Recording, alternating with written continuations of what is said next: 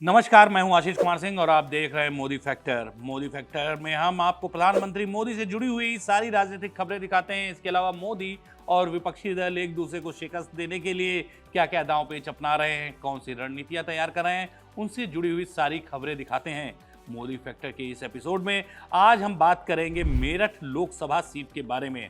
मेरठ के चुनावी महाभारत में बीजेपी ने रामायण के राम को उतारा है, यानी अरुण गोविल को। बीजेपी ने अरुण गोविल को लगातार 3 बार सांसद रहे मेरठ से राजेंद्र अग्रवाल का टिकट काट कर दिया है।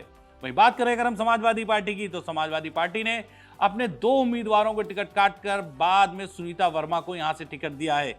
समाजवादी पार्टी ने सबसे पहले भानु प्रताप सिंह को टिकट दिया, उसके बाद अतुल प्रधान को टिकट दिया। अतुल प्रधान तो नामांकन तक कर चुके थे, लेकिन उसके बावजूद उनका टिकट काटकर सुनीता वर्मा को दे दिया गया। वहीं बहुजन समाजवादी पार्टी ने देवव्रत त्यागी पर अपना दांव खेला है। मेरठ लोकसभा सीट में इस बार तीनों नए चेहरे हैं, लेकिन इस बार बीजेपी सपा बसपा के चुनावी समीकरणों के जंजाल में फंसती हुई नजर आ रही है। आखिर बीजेपी क्यों फंसती हुई नजर आ रही है और बीजेपी के अभेद्य गढ़ कहे जाने वाले मेरठ में क्यों उसको चुनौतियों का सामना करना पड़ रहा है? आखिर ये बातें क्यों हो रही हैं कि अरुण गोविल की सीट यहां फंस सकती है, यानी कि भगवान राम इस बार चक्रव्यूह में फंस गए हैं सपा और बसपा के। चलिए इन बातों को बताने से पहले हम आपको बता देते हैं कि अरुण गोविल का आखिर मथुरा से क्या कनेक्शन है और उनको यहां से टिकट मिलने की असली वजह क्या है। देखिए, तो आपको बता दें, अरुण गोविल मूलतः मेरठ के ही रहने वाले हैं। इनकी शुरुआती शिक्षा दीक्षा जितनी भी है वो सब मेरठ में हुई है और 1972 में मेरठ छोड़कर मुंबई में सेटल हो गए थे, लेकिन ये मूल निवासी मेरठ के ही हैं। 2019 में चुनाव होता है। मेरठ में सपा बसपा गठबंधन के प्रत्याशी के तौर पर हाजी याकूब कुरैशी होते हैं, जबकि बीजेपी की ओर से राजेंद्र अग्रवाल तीसरी बार मैदान में होते हैं। कड़ा मुकाबला होता है। सपा बसपा गठबंधन बीजेपी को कड़ी चुनौती पेश करता है, लेकिन राजेंद्र अग्रवाल इस मुकाबले में 5000 वोट से जीत जाते हैं। बीजेपी के जो रणनीतिकार होते हैं वो ये तय करते हैं कि जो भी बीजेपी सीटें लो मार्जिन से जीती थी वहां पे हम सेलिब्रिटीज को उतारेंगे, जिससे जीत के अंतर को तेजी से पाटा जा सके। बहरहाल राम मंदिर की प्राण प्रतिष्ठा होती है, राम जी का जो उफान होता है वो जो होता है वो जोरों पर होता है, तो बीजेपी को ये लगता है कि अरुण गोविल का मेरठ से कनेक्शन भी है। ऐसे में अगर इनको यहाँ से टिकट दे देते हैं तो आसपास के जिलों पर भी इसका काफ़ी अच्छा असर पड़ेगा और गोविल को टिकट मिल जाता है। आइए अब बताते हैं कि आखिर ये क्यों कहा जा रहा है कि मेरठ अभेद्य किला होने के बावजूद इस बार चुनौतियों से घिरा नजर आ रहा है। तो चुनौतियां क्या हैं? क्या अरुण गोविल इनसे पार पा पाएंगे? क्या बीजेपी इस बार ये अपनी सीट बचा पाएगी? इस सब बातों पर चर्चा तो करेंगे, लेकिन उससे पहले मेरठ के जातीय समीकरण पर एक नज़र डाल लेते हैं।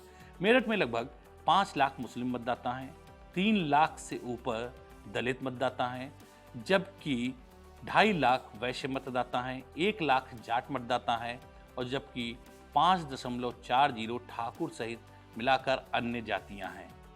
यानी कि अगर दलित और मुस्लिम को मिला दें तो मेरठ की आधी आबादी से ज़्यादा वोट इनके पास में है। अब देखिए, बीजेपी को घेरने के लिए समाजवादी पार्टी ने इस बार यहाँ पे सुनीता वर्मा को टिकट दिया है। सुनीता वर्मा का थोड़ा सा बैकग्राउंड आपको बता देते हैं तो आपको जानने में आसानी रहेगी। सुनीता वर्मा 2017 में बीएसपी के टिकट से मेयर का इलेक्शन लड़ी थी और इन्होंने यहाँ पे बीजेपी के कैंडिडेट को 2 लाख से हराया था। सुनीता वर्मा के पति 2017 में ही हस्तिनापुर विधानसभा सीट से बीएसपी के विधायक भी चुने गए थे। लेकिन आपको बता दें कि जो महापौर का इलेक्शन होता है वो तो शहरी क्षेत्रों में होता है, लेकिन लोकसभा क्षेत्र में कई विधानसभाएं भी लगती हैं। खैर, सुनीता वर्मा दलित समुदाय से आती हैं। समाजवादी पार्टी के रणनीतिकार ये तय करते हैं कि देखिए, कांग्रेस के साथ हमारा गठबंधन है, ऐसे में मुस्लिम मतदाता तो हमारी तरफ अट्रैक्ट होगा ही। ऐसे में दलित और मुस्लिम अगर कॉम्बिनेशन बन जाता है तो बीजेपी को कड़ी चुनौती पेश की जा सकती है। बाकी चूँकि समाजवादी पार्टी पिछड़ों की राजनीति करती है, तो ऐसे में पिछड़ी जातियों का अगर थोड़ा सा भी समर्थन मिल जाएगा तो यहाँ पे समाजवादी पार्टी के उम्मीदवार का बेड़ा पार हो सकता है। रणनीति में कोई कमी नहीं थी, लेकिन सारा खेल बिगाड़ देती हैं आके मायावती। दरअसल मायावती क्या करती हैं कि वो अपना कैंडिडेट अगड़ी जाति के देवव्रत त्यागी को उतार देती हैं और वो ना तो यहाँ से अपना दलित कैंडिडेट उतारती हैं, ना मुस्लिम कैंडिडेट उतारती हैं। हम आपको बता दें 1952 से पहली बार होगा कि मेरठ में कोई मुस्लिम उम्मीदवार चुनाव नहीं लड़ रहा है। तो मायावती के इस कॉन्फिडेंस की वजह मैं आपको बता देता हूँ। दरअसल इटावा के बाद में कहा जाता है कि साइकिल जो है वो पंचर हो जाती है और पश्चिमी उत्तर प्रदेश में साइकिल का कोई वजूद नहीं रहता है। पश्चिम उत्तर प्रदेश में हाथी हमेशा ही गर्जना कर कर दौड़ता रहता है, चाहे वो कोई भी इलेक्शन रहा हो, किस तरीके की परिस्थितियां रही हो, किसी की भी लहर चल रही हो, लेकिन मायावती का जो कोर वोटर है वो किसी भी इलेक्शन में उसके साथ पश्चिमी उत्तर प्रदेश का खासतौर से कभी नहीं छिटका है। उसके साथ में जो 12 से 14% जो उसका वोटर है वो आंख बंद कर कर बहन जी पर ही विश्वास करता है और उन्हीं को वोट देता है।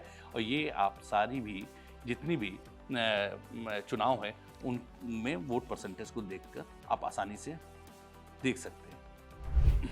अब ऐसे में होता क्या है कि जो समाजवादी पार्टी सोच रही होती है कि उसको मुस्लिम और दलितों का वोट मिल जाएगा, तो यहीं से खेला बिगड़ जाता है।